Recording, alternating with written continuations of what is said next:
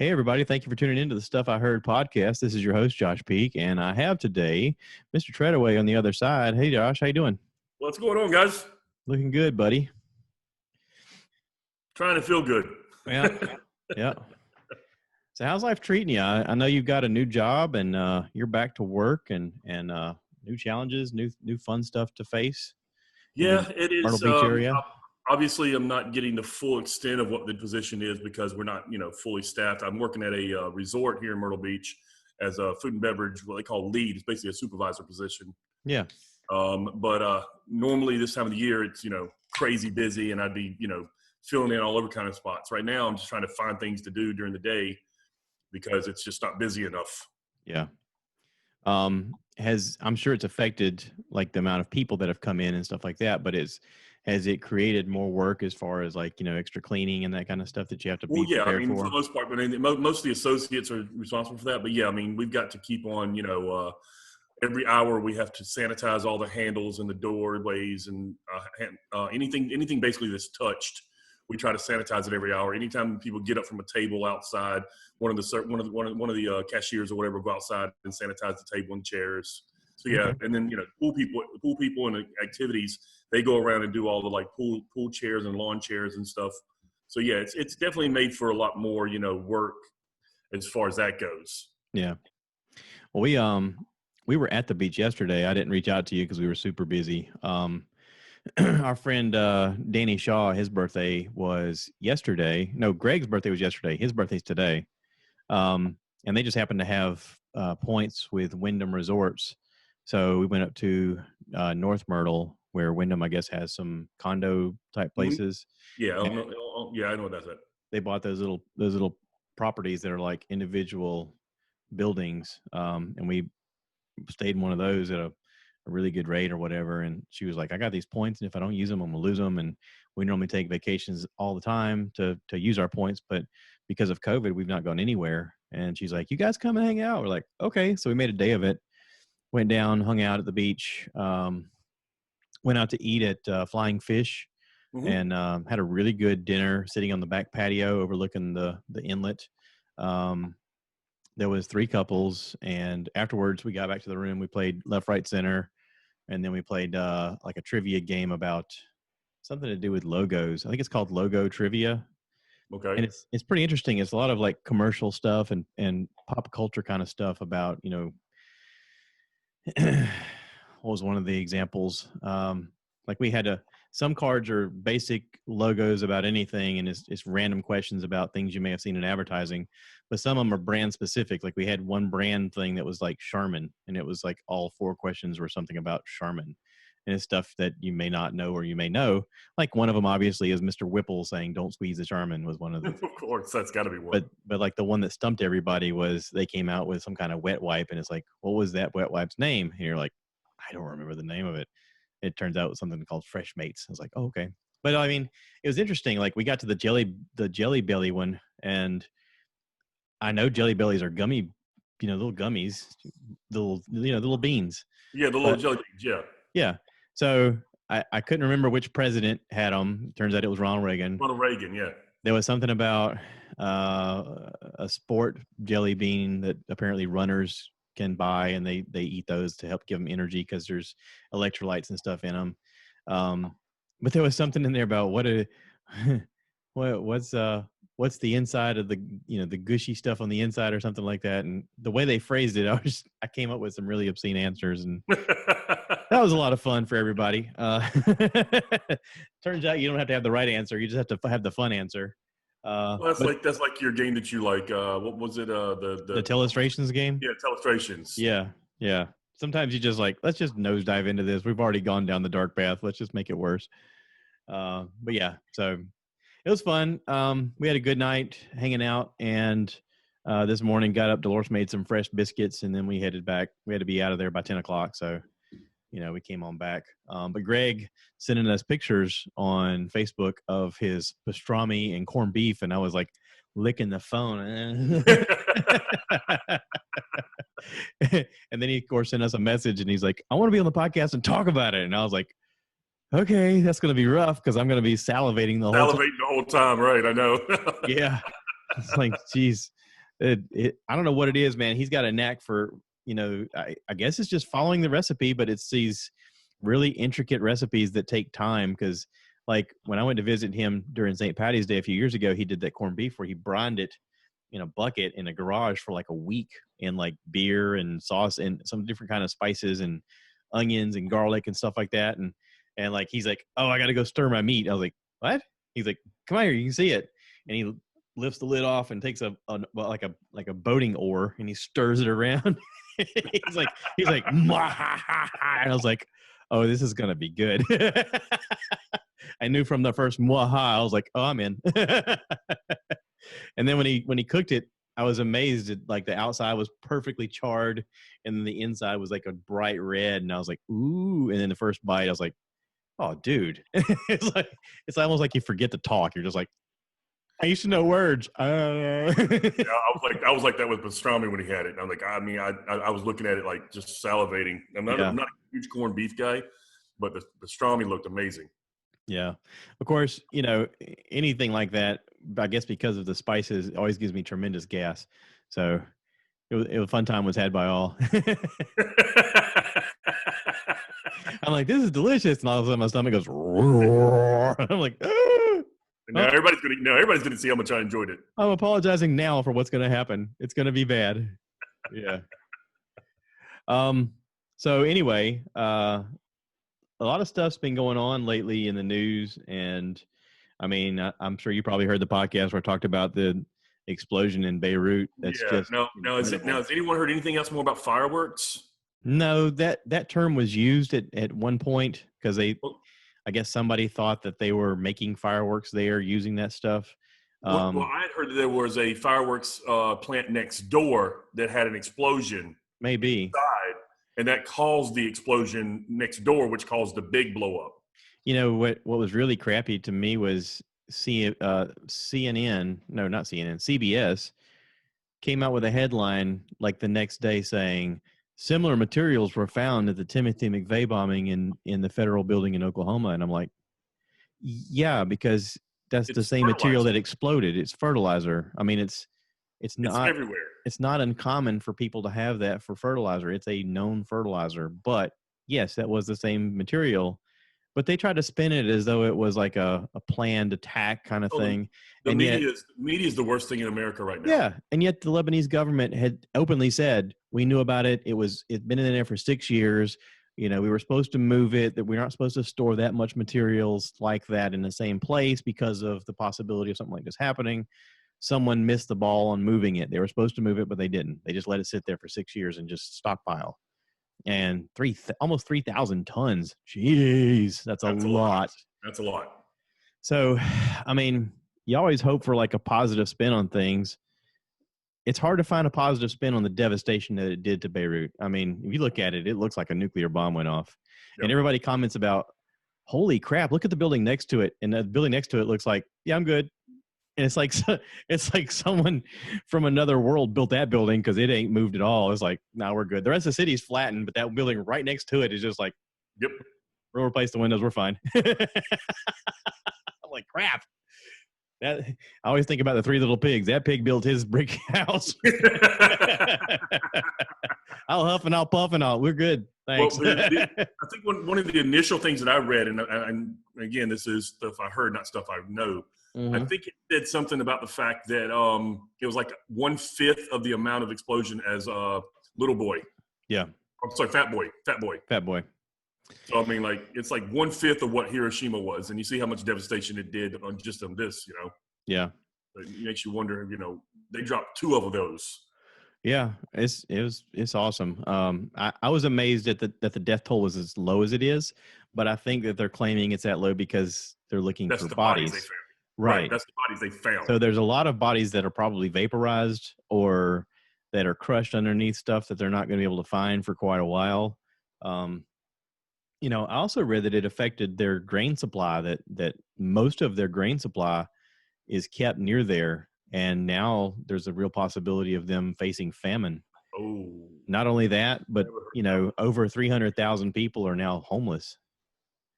So it's like, at that moment, your life completely changes to, we got to get out of here. Like, I mean, if you live there, why would you stay? Other Right. than maybe you could flourish in the rebuilding process, but really, I mean, Maybe 10%, maybe 10% of the population would flourish in the restructure. if you had a family and kids to take care of, your first reaction would be, we got to We go got to somewhere go. else. Yeah, we got to Yeah. go.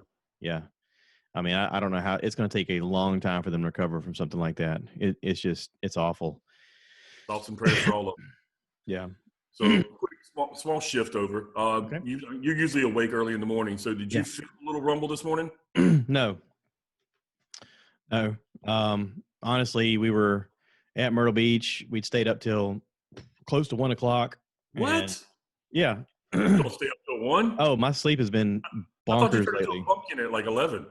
Well, here's what happened. So Thursday, I ended up working. I went to Georgetown to work with the driver at 3:30 in the morning, and in about lunchtime, they called me. A guy got hurt in Surfside, and they told me to go have the guy I was with drive me up to him. He hurt his back, and they wanted me to take over the route. He was on stop number 6 of 16 at lunchtime, and we burned through the day. Got back. He didn't do anything. He couldn't lift anything. He could barely climb up and down out of the truck. We were short help. They couldn't send anybody to come pick him up, so he just sat in the passenger seat and basically suffered the entire time where I worked. We got back around 6:30 or so, so that was a 15-hour day for me. Wow. I came home and ate, went to bed, got up the next morning at 3:30, and did another 14-hour day going down to Savannah.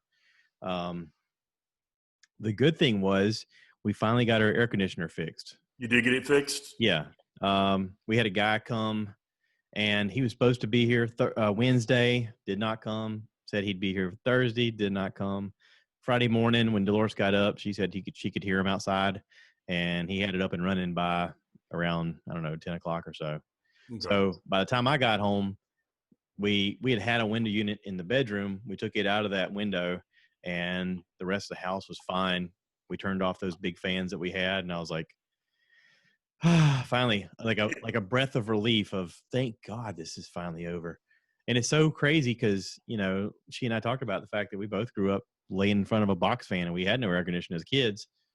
And now it's like a little bit of discomfort. You're like, is it hot near you? I completely understand. I mean, I laid on the floor in the vents of the trailer. Yeah. So I could get a little bit of cool air because it wasn't really cold. But if you laid right on top of the vent, you could actually cool yourself off. Yeah. And then in my room, I had a fan unit in the window. I didn't have a AC unit. I just took a box fan and stuck it in the window. Yeah. I mean, we used to take naps in front of the box fan. Like we would point it on us just so we could sleep because it was so hot.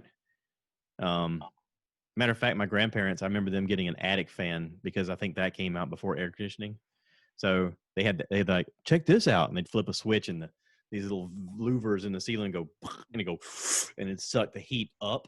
Oh. And it was like, oh, that's actually kind of nice. They had the windows open with the screens, but it was just like all of a sudden heat came up and you're like, well, that makes sense because heat rises. Yeah. Right. So you just got to get rid of it. It made a huge difference. But then when air came out, we're like, oh, dude, this is a game changer. Oh, yeah.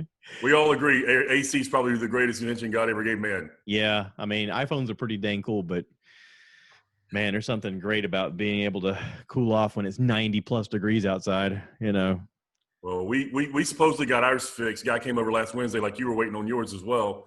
Came up, they fixed it for a little. I mean, it got down, about 74, 75. And then like 2 days later, we turned it, her daughter was upstairs and she wanted to turn it down to like 70 and it won't go. So I called the people and explained to them, hey, it's working, but it's not getting to the temperature it's supposed to get to. Mm-hmm. They're like, oh, well, we'll send out another technician. It'll probably be another $50 for the diagnostic. And then I'm like, no. We just paid you $1,800 to fix this thing. Yeah. And now you're saying it's not fixed. And you're saying that you didn't do it. You're going to charge us $50 more to come diagnose it when you should have fixed it the first time. Yeah. So we canceled the diagnostic check. And Chrissy has a guy that works with her at the restaurant. She's going to have him come look at it and see if it's something they should have fixed already or if it was something different. If it's something they fixed already, then we plan on, calling them and saying, hey, look, that's one check. This is something that you should have fixed the first time. Not only that, but report them to Better Business Bureau. Yeah, I mean, it's a national company. It's a 1 hour heating and air. Yeah. So I Not mean, only, you not know, only that, but nowadays you can leave social media reviews on everything, TripAdvisor and yeah, I know. I this and all really that crap. I really try my best not to do those because I would make myself a hypocrite because I get so upset about people who do that for restaurants when they don't know what they're doing, and you look back and all they do is complain to try to get free stuff. Yes, but $1,800 ain't no joke. Right. Well, that's what I'm saying. That's why we want to have this guy look at it and Yeah, see if it's something they should have fixed in that, or it was some other problem. And then that's fine if that's the case. But if it's something that they should have fixed in the first place, then we're going to actually have to have a talk. And then I may actually put a review on. I don't know. I would call, but I'll call them again and say I want to speak to someone's boss because this isn't cool. And I would go up the chain of command and say, all right, you're not helping me. I just paid you $1,800 to fix this and you didn't. So who's the next guy I need to talk to? Let me speak to your manager. If they're a company, they've got managers. No, yeah. And eventually someone's going to be like, well, that's not right. I should fix that. Unless they pull the old pop copy. I am the manager. Hmm. From the Dave Chappelle skit. Yeah. Yeah. I mean, when I'm out and about doing my job, sometimes someone will say, who's your boss? I'll give them, I was like, oh, here's his phone number. By the way, my name is, and I'll spell it out for him. I said, trust me, I'm doing the right thing. And they'll get all fussy about nothing. And I'm like, I understand you're upset. I'm trying to help you fix the problem. But if you don't want to listen, that's fine. Whatever. You know, I can't hold your there's a hand. lot of people out there like that right now that just want to just complain and write bad reviews, and Yeah. they just want to have, they want to be angry at somebody. Well, and I'm not immune to that. I mean, I looked at my own YouTube videos recently. I had people comment because I had made a rant video in the past about UPS. I've made a rant video in the past about Sears. I made a rant video in the past about FedEx because I was unhappy about something. And people go on and the comment that got me kind of tickled was this lady commented. She goes, "You need Jesus in your life," and I was like, "Yes, I do. Thank you." You're Well, absolutely right. Thank you. I bought during the time when I was on furlough and I've been sitting here for like almost 4 months. I bought a couple really nice like face masks that like Hmm. have Velcro on the back of the neck so it pulls off the ears. Hmm. And I bought them in April, like 12th or 13th, something like that. Finally, right before I got called back to work, I sent a letter to the people. Well, first I sent a letter to PayPal and asking, hey, can I get a refund because I haven't gotten these things and it's supposed to have Hmm. been here, months ago. And they're like, well, unfortunately, you have to get the refund from them and then we can refund it back to you. So I emailed the company and all this. And they're like, well, we're very sorry with logistics and everything with what's going on in the world. Things have been delayed. That's like, fine, I understand. But give it 15 more days, and if it hasn't, then contact us back. So I did that. I waited 15 more days. Didn't show up. I contacted them back. They're like, well, we do apologize. We don't know exactly where it's at, but it is on the way, blah, blah, blah, blah, blah. They say, give us another 15 days. If it's not there, contact us back. And so I waited again. And in that same time, I did it again, and they gave me back the same kind of basic response of, it's not our fault. We don't know where it's at, blah, blah, blah. So I wrote them back that time, and I'd just kind of given up at that point. And I told them, yeah, thanks guys for scamming me. I appreciate it. I appreciate, that you did scam me. I said, I will make sure that I don't purchase anything from your company, and I will make sure that anytime I see your company's name come up, I will put a bad review on there. I said that, but not in so many nice words. Yeah. 2 days ago, they showed up in the mail. So one of two things happened. Either A, they were scamming me, and then when I realized that, they finally sent it out, or B, they did, and it's a global pandemic, and there's just, logistic problems with shipping out across international and all that, which I can understand. Yeah. And I need to do a very nice apology email. So Yeah. Thank you. most likely that's the following most through. likely case. Yeah. But Well, yeah, and I so try to be patient, also, because I ordered this backdrop thing that I got behind me back in February, and then it didn't show up until May. But February passed, March passed, April passed. I'm like, okay, what the heck, guys? You got my money. Like, where's my product? And I sent them a message and stuff, and then I realized it's probably coming from India, and they probably have it stuck in quarantine somewhere where it's like they're exposing it to the sun or something weird or whatever. and that's probably what's going on. That's probably what happened with this. It was stuck in customs or whatever the case may be. But I mean, I did after 4 months. I just kind of decided, okay, this isn't coming. And then all of a sudden, after I wrote the email a couple of days, about a week and a half later, that's when it shows up. I'm like, oh, wonderful. Now I can tell you, I've seen more people wearing masks lately. I know that was a concern that you had, being in the service industry, about people coming in without.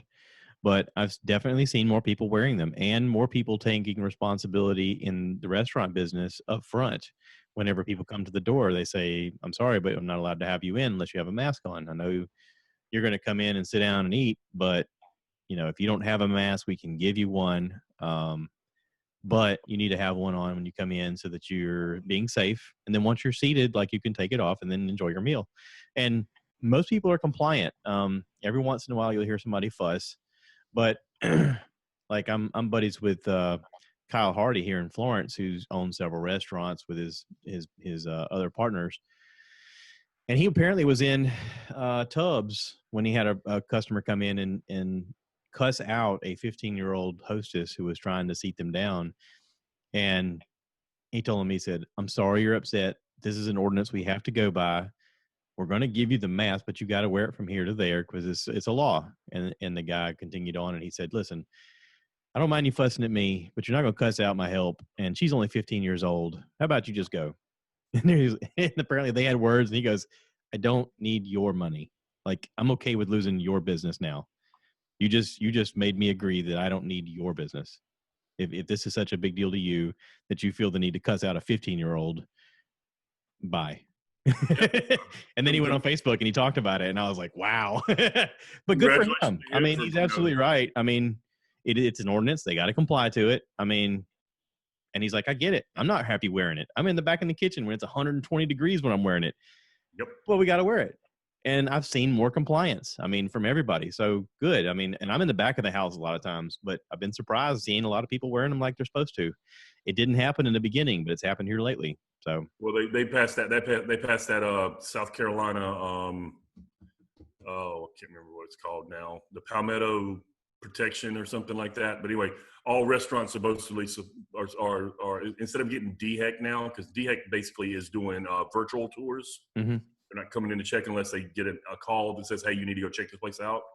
But what it is I can't remember exactly what it's called. It's Palmetto Cares or Palmetto something or another. But, it's the CARES Act. Yeah. No, it's not the CARES Act. It's something here in the state of South Carolina. It's like Palmetto something or another. Oh. But it's all restaurants are supposed to abide by these certain rules. And if they get a call about, let's say, like employees not wearing a mask or somebody not enforcing and wearing masks, mm-hmm. then they can get a call, and then DHEC can come in and basically take away or give them a sticker that says that they aren't compliant with this South Carolina law and that they recommend that you don't eat here. Cool. So that's causing a lot. That's causing a lot of the restaurants. Like my girlfriend, she didn't force her kitchen guys to wear masks because it was so hot back there. Yeah. Well, they had the restaurant open for the inside for a little while, and then once they realized that thing passed, she had to start making them wear it because they had like a little window they could see kind of into the kitchen. Yeah. And if someone saw that, they could call and say, "Hey, we saw an employee not wearing a mask." Yeah. And then they could end up having a strike against them. Yeah. So she's had to start wearing them. Yeah, and I can't imagine how frustrating it is for parents right now trying to figure out what to do with their kids, how to keep their kids safe, and all this stuff. And I can't believe they're sending the kids back to school. I'm sorry. Yeah. I mean, I see both sides. I understand, but I mean, you got public buildings that you have to make appointments to get into because they don't want public employees getting in trouble and being around like maybe 10, 15 people at the time. And you're sending 30, 40 kids into one room. I think as long as public buildings and officials are doing Zoom calls instead of meeting in public, there should be no reason to send kids back to school. But imagine us as teenagers. Okay. Now imagine our senior year and you saying, you guys can't come within 6 feet of each other. No touching, no blah, blah, blah. First thing I'm doing is hugging you. I don't care. I mean, if I'm a teenager, I'm not thinking about the ordinance. Yeah, I'm listening to the thing saying stay away from people, but it's also, you hear that, and I'm sure as a kid you think, yeah, I'm going to stay away from those people. Right. But my people are fine. Like it's common to just think that way. And I mean, even when this thing broke out, you came over to visit, and first thing we did was hug each other. Because I'm like, I'm not worried about you. I'm worried about whoever those are, those people. Right. But that's also kind of how this travels. But it's like, yeah, I get it. But at the same time, it's also that thing of, I don't feel like it applies to me. Like I'm sure everybody feels the same way. Like, yeah, I get it. Those people that look sickly, I'm going to stay away from those people. But I don't think this applies to me and my friend. Like, it's, I don't know. It's difficult. I understand. I mean, like I didn't have it really affect me Yeah. until Chrissy had an employee that just started there and only worked one day. She was tested positive. Yeah. And so Chrissy had to go get tested. And since Chrissy got tested and we lived together, I went and got tested. We both came back negative. Well, then about 2 weeks later, her daughter, who is, I mean, always sanitizing, washing, trying to disinfect everything, always doing great. She and her boyfriend ended up getting it. Wow. And they were up in Greenville, and they stayed up there until they got done with it, and they came back here afterwards. And she said she felt sick and nasty and all this, but she doesn't even have a clue. She thinks it might have came from her boyfriend's roommate. We don't know for sure. That guy. We're going to call him that guy. So then again, so then Chrissy went and got tested again because she had been hanging out with her daughter, which again caused me to go get tested again. And I mean, the first time we got tested, it took 3 days to get the results. Mm-hmm. The second time we got tested, took a week to get results. So there's a lot more testing going on, and that's why the numbers are increasing, and people don't understand that, is because there's more testing and they're taking longer to test. So like, you know. Well, and then, I mean, CNN just announced today that of a recent place where they did the testing, you know, over 90 of the tests that they came back as positive were false. And it's like, oh, crap. You know, and the thing I hear a lot of people talk about it is also like if you have a positive result, it could be positive for the virus, but it might be dead cells. It might be a dormant thing that's already passed through your body. But if you have the dead cells in your nose, it still comes up as a positive, which is a false positive. Right. You know, Joe Rogan in his studio is doing the blood test, which is not FDA approved, but it's actually more accurate, where they just, like when you have diabetes, they do the little pinprick thing. Mm-hmm. And then apparently they can tell from that within a matter of minutes. And they have a doctor on staff that just goes, yep, you're good. Well, I don't know exactly how it goes, but I saw in California, their drive-through little testing, they were doing swabs inside the mouth. They weren't even doing the nose. Yeah, that's a new way they're doing it, apparently, in some places. I know the blood test is more about antibodies. You know, I always try to find a positive spin on things, no matter what. Again, I mean. Got to. Yeah, I agree. What is the positive spin on this? Okay, maybe we learn to, as a people, not pick each other's noses. Maybe we as a people learn to be organized a little better in the coming future if something gets worse, or maybe we have a more organized system for a pandemic in case something else happens in the future. Well, now, just to let it know, we did have systems in place that would have helped, but our fearless leader decided to disband them before this all started. Yeah, I heard the conversation. They were like, why did you disband this group? And he goes, we haven't had a pandemic in 100 years. Nobody saw this coming. And it's like, yeah, that's kind of true. We haven't. I mean, not since the Black Plague. And it was like, who saw this? Not coming? Like this, but I mean, the pandemic group was set up after the whole H1N1 big worldwide thing during the Obama regulation or Obama administration. And I think, honestly, that's probably why he got rid of it, was because it was from the Obama administration. I think that's. Yeah, I don't know. I'm not really sure. I have decided to err on the side of Dwayne "The Rock" Johnson, who says, don't leave it to the leaders to tell you how to make your world better. Make your world better within your circles. Politicians are not going to be on your side. They're voting for their side. Do what you think is right. Help your community. Build your community. Do the things that are going to work positively for each other. And through that, we can then change things. And he's absolutely right. That's kind of the thing I've been saying all along.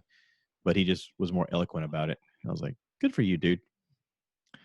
I like it. Of course. No, I agree. I agree. You know, now The Rock, you know, people joked about, he should run for president. He should run for this. He should run for that. Then he went out and bought the XFL. And I'm like, there's my boy. Yes. He knows showmanship. He knows football. He knows wrestling. I'm telling you, he's going to turn the XFL into the thing that people are going to want to watch. I believe so as well. I mean, who wouldn't want to watch something that he owns? Because he's going to make it fun. He's going to be like, let's take the best ideas. Who's got something? Come on. Talk to me.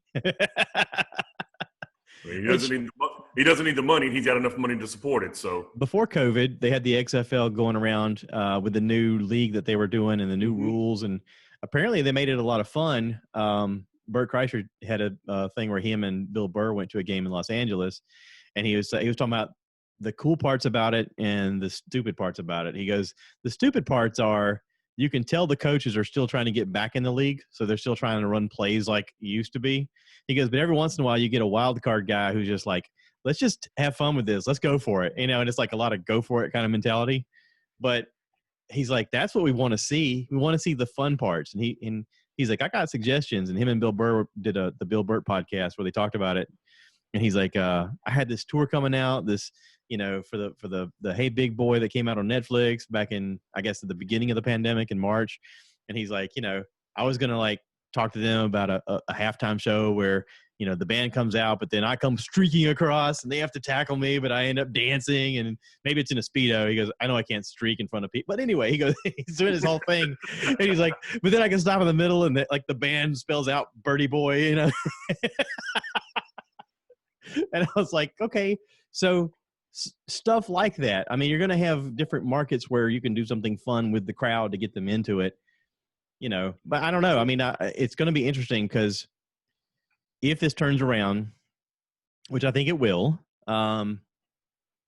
he owns now. Dwayne "The Rock" Johnson owns an entertainment group where basically you don't have to have an audience. We're learning right now you don't have to have an audience in the stands in order to have a cool thing to watch on TV, and you're going to get more viewership on TV. In the bubble, man. It's pretty cool. I'm watching baseball. I mean, baseball's cool. They're putting a little sound in the background to make it sound like there's people there. Yeah. And then they've got the screens up. Well, now basketball's got the screens up where you actually see like live people. Yeah. Baseball's got the little cardboard cutouts. I saw they put the Dodger one I saw the other day. They had the Weekend at Bernie's. Yeah. Yeah. I thought that might be a little distracting to a pitcher. I watched the Yankees in Boston play a week ago, and they had in one section they had a bunch of puppy dogs cutouts. And and the guy hit a foul ball. Oh no, he hit the puppy dog section. Oh, that's gonna hurt. I was like, that's kind of cute. But then people are putting up cutouts of different things in the stands, and I'm like, this is kind of fun, I guess. I mean, I'm sure it sucks for the owners of the stadiums who are like, yeah, we kind of need that revenue of the people coming in here. And it does hurt the cities that those are in because then they're not filling any of their hotel rooms. Right, the restaurants, the bars. I mean, that hurts. It's like what happened with Cleveland when LeBron left. Like there were a lot of businesses that went under big time. Yeah, there's an economic turn that happens when that happens. I mean, you got to have that draw. I can't imagine. Well, I mean, The Last Dance we watched on Netflix with Michael Jordan. Oh. The economic draw that he brought to Chicago because they were a sucky basketball team before he got there. And then all of a sudden they were the team to watch. I mean, they talked about how they were less watched than their hockey team, than their soccer team, their baseball teams, their football teams. They were like last in ratings of all the professional sports in the area before he got there. And then they became the number one sport to watch in their area. In the world. Yeah. I mean, he became a world icon. I mean, when they went to Barcelona in '92, I think it was. I mean, that changed everything. That changed the whole game. Yeah. We have European players like Christoph Porzingis and Hedo Turkoglu and all these guys that have played since then. They would have never been in the NBA. Yeah. Well, I mean, yeah, that dream team expansion and during that, the story of Tony Kukoc coming in, was kind of the beginning of the floodgates of, oh yeah, we have talent in other places that can come here. A lot of people don't know Luke Longley played in Australia. I mean, he was like Australia's top player when he came here. But then that also brought in the era of Yao Ming. I mean, Hakeem Olajuwon. I mean, these guys. Well, Hakeem was here already, but Hakeem was here, but I get you saying. Well, just like we got this kid Luka now. I don't know if you're watching this kid Luka Doncic or not. In Dallas, he's amazing, absolutely amazing. He to me might be the future of the NBA. Really, if you get a chance, just Google him, YouTube, whatever. Luka Doncic, he's playing for the Dallas Mavericks. He's basically kind of taken over where Dirk Nowitzki kind of, left it. Yeah. He's taking it to a whole nother level. What's happening is we've got so many kids that are starting young now playing the game. Mm-hmm. They're getting their ball handling skills and they're being point guards. And then they grow, over their junior, senior high school years, and they turn into like LeBron. LeBron could be a point guard. Yeah. Well, this kid is basically a point guard, but in a power forward body. Okay. Just like LeBron. I mean, he's got, I think, 13 triple doubles where he scored at least 30 points. Well, a lot of people they want to compare LeBron to Michael when the real comparison is him to Magic. Right. I think because they play a very similar game. Yeah. They're really good at passing. They're really good at, the managing the play of the game and maneuvering people where they need to be and that kind of stuff. More like right. The only comparison to Jordan in our lifetime would be Kobe. Yeah. Yeah. And he was pretty darn close, I'll be honest. Yeah. I mean, he's pretty close. You've seen, I'm sure you've seen the YouTube videos where they show them side by side. Yeah, similar movements, similar. They had the similar everything from Jordan. They were the same height, about the same weight. Yep. I mean, and they were really good friends. I mean, they talk about it in The Last Dance about how they worked together a lot, and Kobe looked up to him and asked him advice, and he was like, "Yeah, I'll help you," and they worked. Yeah, together. when he did the speech at Kobe's funeral, and he's like, he told his wife he wasn't going to cry because he didn't want to be another crying meme, but he just couldn't help it because they had grown that close. Yeah. So. Yeah. By the way, on the switch, I see you drinking your Leinenkugel. Did you research the Leinenkugel pellets? No, I didn't. I'm staying away from the trigger pellets right now because of the Gorilla Grill and the pellets that I'm using right now.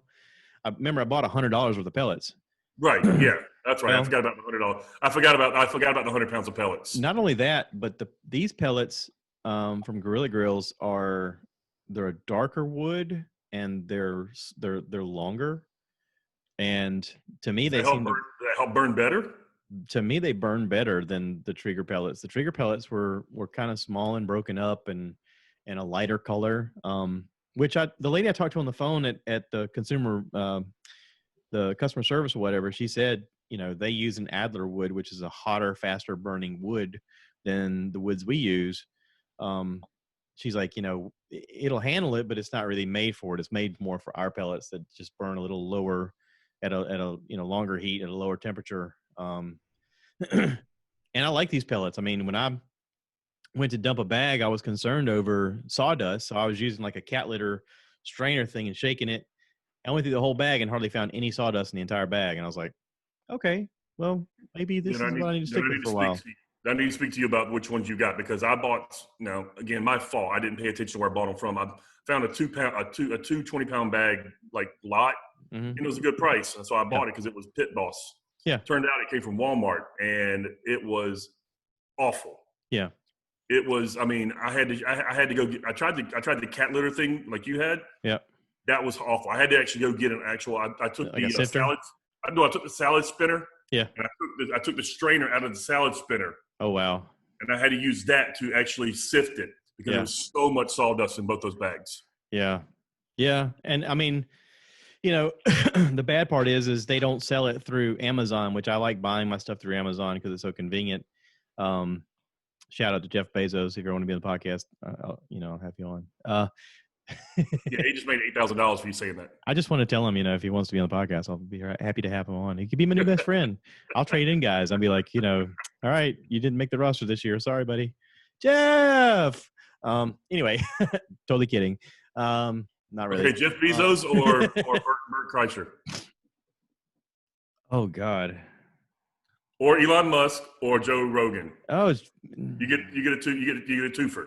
I get a twofer? You get a twofer. 2 out of 4. Oh God. I can't judge. I can't. Well, I mean, I'm going to use Amazon regardless, period. I mean, it's not like I'm not going to use Amazon. Everyone has to. It's at this point, we're almost at the point where it's a necessity. I'm going to continue to listen to the Joe Rogan podcast and Bert's podcast, and I'm going to continue to go to Bert's comedy shows. So, I mean, that's all in. I think that Elon's too busy to hang out, although he's probably the smartest of all of them. It's pretty cool that Joe and him are buddies now. And he's probably familiar with Bezos, I'm sure in some way, but no, he's too busy trying to put people on Mars to hang out. He'd be fun to talk to for a little while, but I think Joe and Bert would be the best conversations. So Joe and Bert. Okay. And then, of course, by getting Joe, you probably get Bezos and. No, not necessarily. But I don't know that I'd want that. Like, okay, so here's the thing. There used to be a question of if you could eat dinner with a celebrity or with your top 5 celebrities, who would it be? And of course, when I was young, it was people like Michael Jordan, Eddie Vedder. You'd have like an actor that you wanted to have in there, and then someone would always be holier than thou. And they go, "I'd really want to have dinner with Jesus," and you're like, "Oh yeah, I forgot about those people." And it's like you're giving your popular answers, and there's someone really thinking about it, like maybe Nietzsche, and I'm like, that. Yeah. Who invited you? Why are you in this conversation? Jesus, Nietzsche, really? How do you know he speaks English? But but in this fun fictional game, you bring up these people, and then since then, I've thought about it, and I thought, okay, but let's say I were to sit down and be able to talk to them and have a dinner or whatever. What could I say that would be interesting at all? I know I couldn't have anything. So if you ever realize, like, when you watch these shows or whatever, and people, celebrities walk past fans, they all lose their minds. Oh my God! Okay, but then what? Like, give them, like, say you're that person. What kind of conversation would you like to have?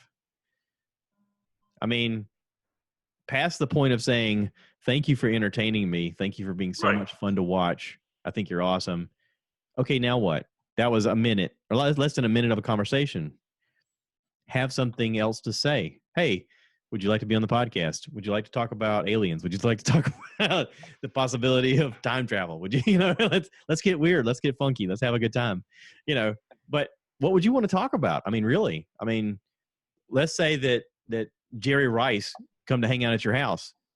Could you have a conversation with Jerry Rice for more than 30 minutes where you're not just, being a fanboy and geeking out? I would like to think I could, but I probably couldn't. Right. I mean, to be perfectly honest. I'd like to think I could talk to him about something, but I think I would probably just fanboy out. Yeah. I mean, but they're just people. Like, yes, they had amazing ability. Yes, they were entertaining us with the sport that they played. Or if it's a, musician like Eddie Vedder or something like that. Okay, cool. It's nice to meet you. Okay, now what? Like, that's one of the perks of being able to hear these celebrities on Joe's platform is you get to hear him have a conversation, because he's going to make a 3-hour podcast whether you're on board or not. He'll talk about aliens and hunting and jiu-jitsu, and you better come up with something to keep up with him because he's going to keep talking. So we as people basically have to make our conversation skills better. We have to come up with our own stuff to say. I'm listening to the 4-hour one he did with Post Malone. I don't know who Post Malone is. Like, I know he's the guy with the face tattoos and he uses auto-tune to sing. That's all I know. I couldn't name a single one of his songs. Yet when it's on, my wife goes, "This is Post Malone." I go, "Oh, I can't," even listening to that, I can't tell you a single song that he sang. Plus, when you listen to it, because it's through auto-tune, you can only pick out like maybe 5 words that you can actually make out what he's saying. It's a cool song, I guess. It's something to have on in the background. And I could see how certain people are like, "This is my jam." I mean, there's lots of those out there. Oh, yeah. But the podcast makes him a real person. Them having a 4-hour conversation where he's sleep deprived and they're getting high and they're talking about aliens and abductions and, the possibility of being visited and time travel and craziness like that. And every once in a while he breaks into a thing of talking like Brad Pitt in the movie Seven. "What's in the box, man? What's in the box?" It's hilarious. They're cracking each other up. They're making each other laugh. And I'm like, okay, now he's a person. Before he was just like a character, like a cartoon character. Humanized him. Yeah. I mean, I just saw on the preview thing, there's a new one up with Rob Lowe. Rob Lowe's a pretty interesting character. I mean, he's been like a movie star most of our lives, but there was a time where he was in trouble for having sex with an underage girl, and it was like, oh my God. And then he made a comeback. Then he did the Austin Power movies and was really funny. And then he just kept doing shows and TV and stuff like that. And every step of the way, you're like, God, this guy must be an alien because he does not age at all. And if he does age, he just looks better every year. I mean, what crazy genetics does this dude have? But they did a 3-hour podcast. I'm going to have to listen to that now because I don't know crap. Like if I saw him in public, I'd be like, hello, hey man. And that's it. That's the extent of my conversation. I don't know nothing about him other than I dug you on Austin Powers. Number 2. I wanted freaking lasers on the sharks. Why can't I get lasers on the sharks' heads? You know. But, so, I don't know. All right. So swinging real quick. So the Umbrella Academy 2, did you finish it? I did. Loved it. Did you love it? I loved everything about it. I realized watching season 2 that season 1 was such a blur of an introduction, and season 2 allowed all the characters to grow in a different way that I thought was great. I completely agree. The season 2, the character growth was amazing. The guy who plays Klaus should get an award. I was trying to figure out who was what, you know? Yeah. I knew what powers they had, but they didn't know who they were. Yeah. They actually came out more about who they were character-wise versus their powers. The story arc of Klaus, because of his time travel and going to Vietnam and falling in love and then coming back, and he's war-torn, but he's also trying to figure out what to do now, and that story arc is incredible. And if you watch the second season, you want to go back and watch the first season again so you could relive that again, because it was like time travel is one of those things that is a fantasy for a lot of people, but it also opens up possibilities of all of the what if questions you have in your brain. What if I could stop the killing of JFK? What if I could, be there whenever, Guantanamo Bay starts off? What if I could be there to see the first man on the moon? It does play into that fantasy idea. And then it also has that butterfly effect question of what is my involvement here? How am I interrupting the timeline? Which I thought they did a great job of. In the end, setting up for season 3, that's exactly what I think they're doing. Yep. And I think it's beautiful because I looked at Chrissy and I'm like, oh, this is going to be great, because then you're going to really realize, because they didn't do a lot to change everything, but they did change quite a few things. Mm-hmm. But it's going to have mass effect. Well, and they found that girl, which they realized is another one of them. Right. And they go, wait, how many more are there? That's a big question. How many more are there? I mean, this guy found 7 of them. Right. Well, that's just like the second season for The Boys. Have you seen the trailer, right? Yeah. They got a whole bunch more soups. It's going to be fun. I like it. Yeah. I'm on board. September 4th. I thought it was the same time, and because I thought Amazon started showing it, and I was like, "Oh, it's the same weekend! Come on!" Because when you said that on your podcast, I got excited, and at the same time, I got upset because I'm like, I don't know which one to watch first. Yeah. And then I looked for it, and I realized that The Boys wasn't until September 4th, and then of course October we've got Mandalorian too. Yeah. So some good stuff coming. Now, real quick, one last thing. I got to get ready to go to work. I do apologize for cutting short. Hopefully, Greg will call in a few minutes. But did you see the dessert that Greg made for his birthday? Yeah, that was bonkers. That was. I'm not a sweets guy, obviously, but that just looked. It hurt my teeth looking at it. Every year he posts something like that around his birthday, and it's always more. Like everything is more than it was the year before. And all I could picture is Wilford Brimley going, diabetes. My friends would like to talk to you about diabetes. I lost my leg to diabetes. It's like, Patrice O'Neill. I'm picturing him at the Charlie Sheen roast and Amy Schumer going, keep it up, Patrice. About to lose a leg soon, aren't you? And I was like, soon there. Kind of true, but it's like, But yeah. So I saw that, and then I also noticed that Wes posted about possibly, the kind of yearly get together. Yeah. And nobody said anything, and I was on my way home, and I started to chime in. Oh, it's crickets, because they're thinking about the fact that I have to sleep with me inside of of RV. Okay, true.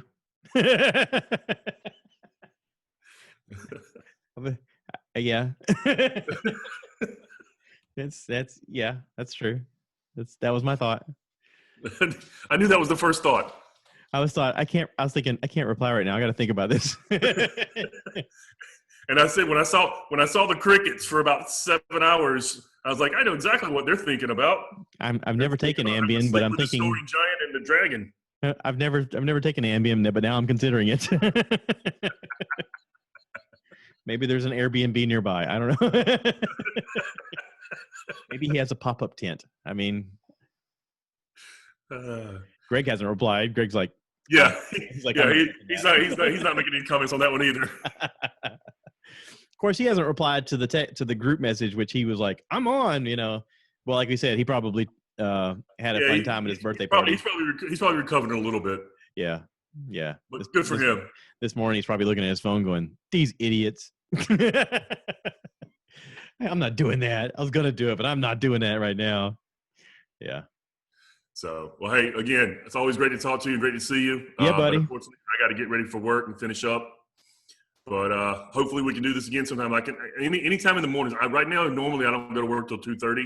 Okay. When I do work, so anytime you want to do an early podcast, whatever, let me know ahead of time. I can always try to go to bed a little earlier and try to get up for something like this. Okay, that sounds good. All right. All right, dude. You guys, be good. Be good to each other. Okay. Love you, brother. Love you, dude. Peace. And that's it. Hey, everybody. Thank you for listening to the Stuff I Heard podcast. We're going to log off now. And if Greg comes on, we'll do another one. And as always, cue the cow.